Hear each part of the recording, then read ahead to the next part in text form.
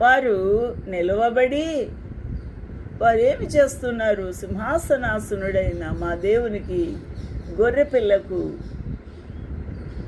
మా రక్షణకై స్తోత్రము అని మహాశబ్దముతో ఎలుగెత్తి చెబుతూ ఉన్నారు. ఈ సంఘటన జరుగుతూ ఉండగా దేవదూతలు మరి ఒక సమూహము యోహాను చూస్తూ ఉన్నాడు. ఈ సమూహము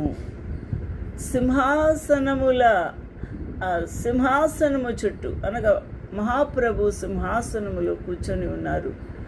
ఆయన చుట్టూ పెద్దలు కూడా 24 పెద్దలు సింహాసనముల మీద ఆసీనులై ఉన్నారు.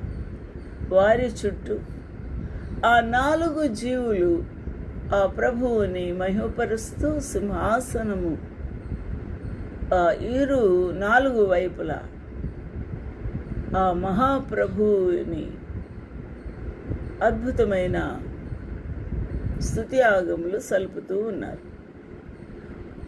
వారు దేవదూతలందరూ, కోటాను కోట్ల దేవదూతలు వారి లెక్క, వారు సింహాసనం ఎదుట సాష్టాంగ పడ్డారు. ఆమేన్ అని చెప్తూ ఉన్నారు. యుగ యుగముల వరకు మా దేవునికి మహిమ, స్తోత్రము, జ్ఞానమును, కృతజ్ఞతాస్తుతియు, బలమును కలుగును గాక అని చెప్పుచు దేవునికి నమస్కారము చేచు ఉన్నారు. మరియు ఆమేన్ అని కూడా చెప్పి ఉన్నారు. వెంటనే 24 పెద్దల్లో ఒకడు యోహాను భక్తునితో ప్రశ్నిస్తూ ఉన్నారు. 13వ వచనములో, పెద్దల్లో ఒకడు తెల్లని వస్త్రములు ధరించుకొని ఉన్న వీరెవ్వరు అని ప్రశ్నించి ఉంది. ఎక్కడి నుండి వచ్చిరని యోహానును అడిగాను. నన్ను అడిగాను అనగా యోహానును అడిగాను.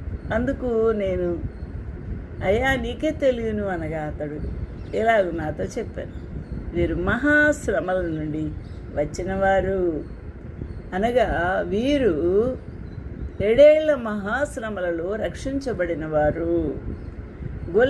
గొర్రెపిల్ల రక్తములో తమ వస్త్రములను ఉదుక్కున్నారు, అనగా రక్షించబడ్డారు. ప్రభువైన యేసు రక్తము ద్వారా వారి పాపములు ఉదుక్కున్నారు, వాటిని వస్త్రములను తెలుపు చేసుకున్నారు.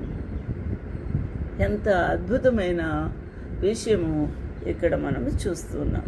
వీరు ఆ